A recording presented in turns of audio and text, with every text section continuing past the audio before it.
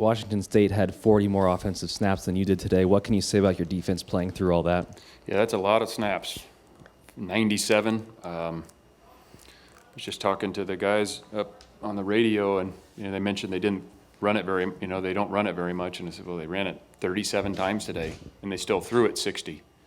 So, yeah, we're on the field for a lot of snaps. There were some big plays made in the game. Obviously, Cade Olave, the sacks, getting him on the ground.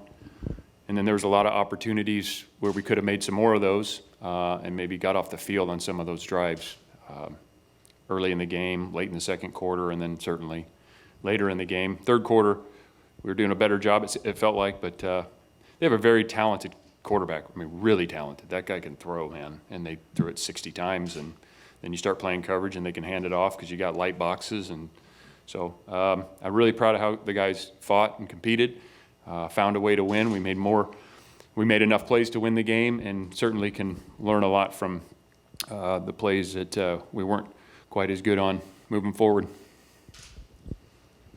Okay, next question. We'll go to Steve.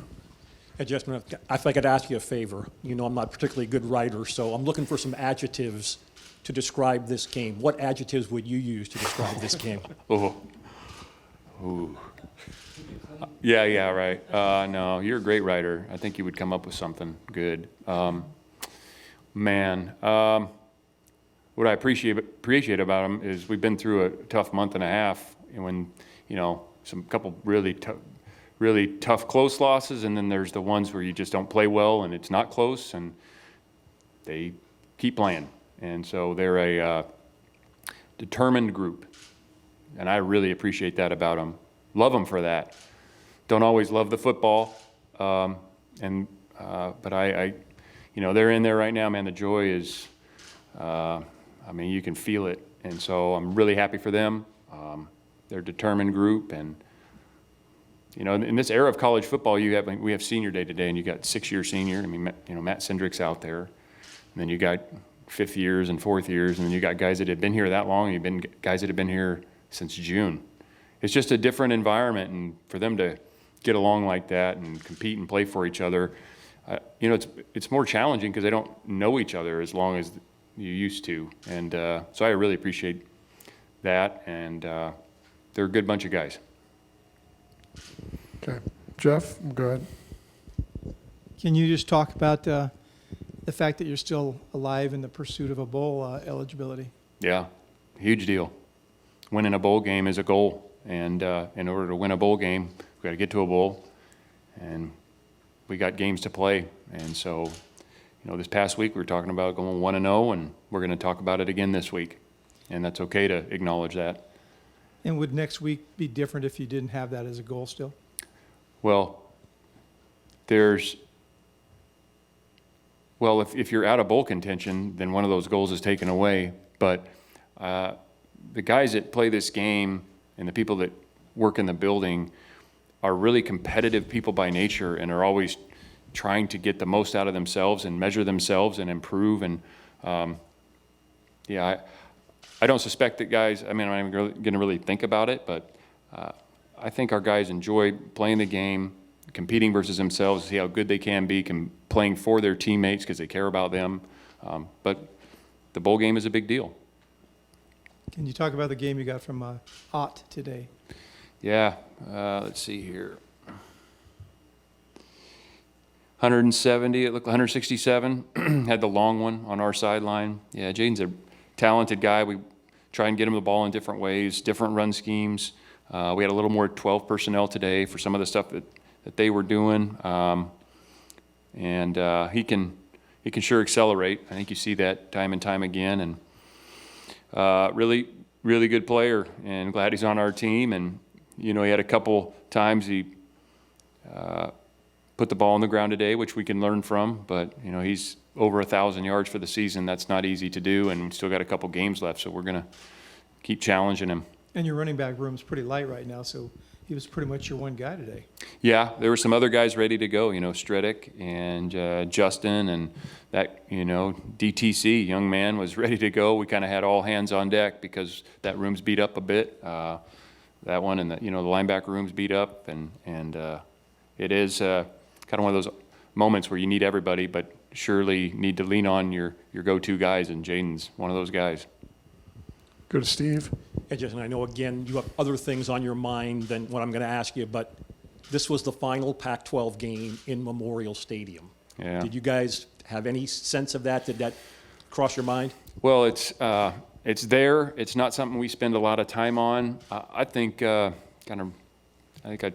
talked to you about this before. There's going to be a moment maybe after the season's all over to reminisce on all that. Right now, we just have so much in front of us and so much work to do, and things got to get ready for next week, and it's going to be another challenge. But I think there's a time to reflect and talk about the fact that that was it for now. I mean, who knows what the future brings, but yeah, there'd be a lot to unpack there. 1 week from the day you play in the big game. Yeah. And you've been through it 6 years. You know how much it means to both schools. Was that mentioned at all in the locker room now? Yes. Yeah, In- it means it's they all count the same. We know that. We prepare the same, but I think it's okay to acknowledge these great rivalries in college football. That's okay. There's nothing wrong with that. That's part of what makes college football so enjoyable to folks. And it doesn't mean, all of a sudden you're going to practice harder or prepare harder. You're going to do that each and every week because you only get so many chances. But the pageantry around it, the history around it, we talk about it. And I want them to know, do you know the story of the axe and how long that goes back? It's an incredible story. So, it's okay to share those things. We educate the players on what they're involved in. That's a good thing. Okay, we'll go to Ryan next. Yeah, Coach, this is Fernando's first win. What did he do well, and how have you seen him grow over the last 5 weeks? Yeah, he's he's a young QB. He's very competitive. Today was not his best day. He's going to have better days, but he helped us find a way to win. And threw some good balls out there. They were playing some really aggressive coverage, and we knew that they would do that. He's a competitor first and foremost. He's a smart guy. He really cares about the team, and he pushes tempo, and you can just kind of feel it out there. But I'm pleased with his progress, and we're going to keep challenging and pushing him to be better, and he'll do the same. Thank you. We'll go to Mia, and then we'll follow that with Jeff. Go ahead, Mia.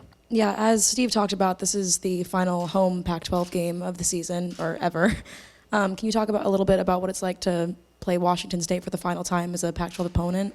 Yeah, again, it's hard to even wrap my brain around that. I know it's what it is right now. I think I'd invite you to that same sit-down that Steve and I will have, and we'll talk all about that at the right time, because it is meaningful, and the Pac-12 has a long and storied history, and there's a lot to discuss there, and probably wouldn't do it justice talking about it right now. And we also just have so much, my mind and the team, we're on enjoy this, learn from it, and then move on and get ready for next week. But after the season, we should sit down and chat about that. Go to Jeff. Justin, you mentioned you had 6 sacks. David Reeves had 3 of them and forced 2 fumbles. Can you just talk about his performance? Yeah, it's big. Affecting the quarterback. We talk about that all the time. And affecting the quarterback is obviously sacking him, stripping the ball out. Well, those are game-changing plays. Even moving him off his spot. And I thought we did that a lot better today. And, David, early in the year had flashed. I think he had I remember him having a great rush and a sack against Auburn. And, we saw more of that today from him, which was great. And we need that. And it kind of goes back to some of what we've talked about before. It's a one-on-one win. It's not like he just got turned loose and nobody blocked him and then he sacked the quarterback. Those are layups. Everybody's got to make those if you play at this level. But in order to win and be a great defender or great defense or great team, you got to have those one-on-one wins when, it's okay, it's me versus the tackle, and I got to find a way to affect the quarterback, sack him, get the ball out, and he did that. And those are, again, game-changing plays. And that's what we're looking for at every position, So really proud of him and looking for for him to continue on that path. I think tomorrow is your birthday. Is it going to be a little easier to have a moment to celebrate after a win? I'm going to be honest with you. Until you said that, I had not even thought of that. Yeah, I mean,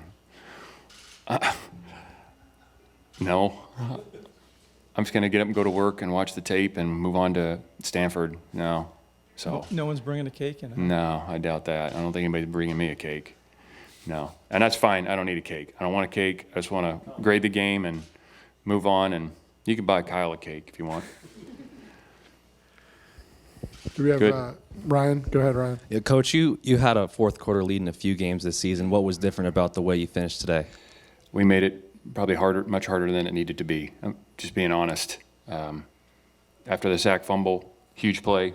Noel picks it up, runs it in. Give him we kicked the ball off, and they kind of went bang, bang, bang down the field, and we had a couple chances to knock a ball down. That's where we got to take a step, to be honest. Like, in those moments, you got the lead, and, they're up against the time.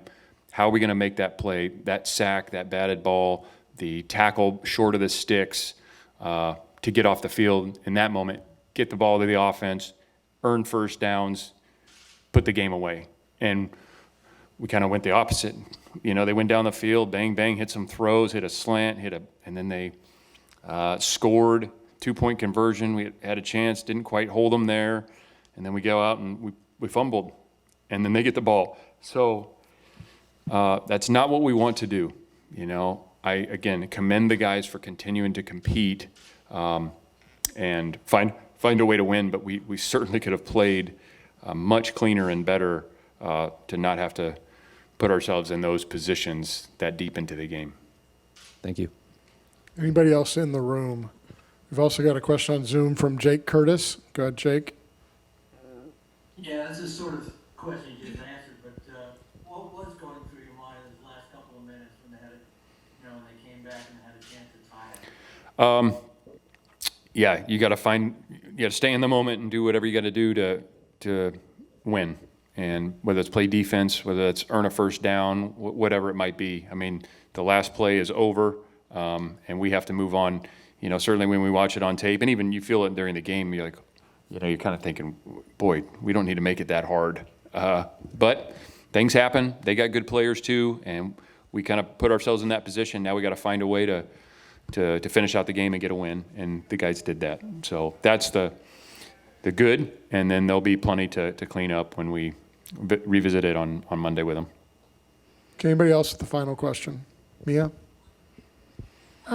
If I'm not mistaken, you guys started the game 14-0 lead, and then I think there were about 4 minutes between the first and second half or maybe second quarter, first quarter, where you guys gave up 10 points, I think. Can you talk a little bit about how momentum shifted throughout this game? That would be the word that described the entire game. I think you're right on it. It was just it was radical either way. 14, and then it goes this way. And that's where this game, with the turnovers, and even on our part, into the first half, we have a chance to stop them and go in, and we don't quite. And then the ball almost comes out at the goal line, and there's a bunch of these almosts. And then, we come out, and I think we had a sack fumble, and they get the ball. We force a field goal. And then, we kind of struggled early in the third quarter on offense. And then in the fourth quarter, we get a bunch of points. It's like really kind of radical momentum shifts in the game. And again, you're trying to create momentum and then maintain it. And then when you do hit some adversity that you don't, it's like a blip, but then you come back from it. And we kind of went both ways today. And that's why the game felt like it did. And so we got to learn from that. It's just in those moments that we're finding ways to make the plays that, and maybe it's a big play where we win a one-on-one pass rush, or maybe it's a break and a tackle, or maybe it's a routine play that we got to make in order to preserve the game and just maintain our momentum. But we got to do a lot better there.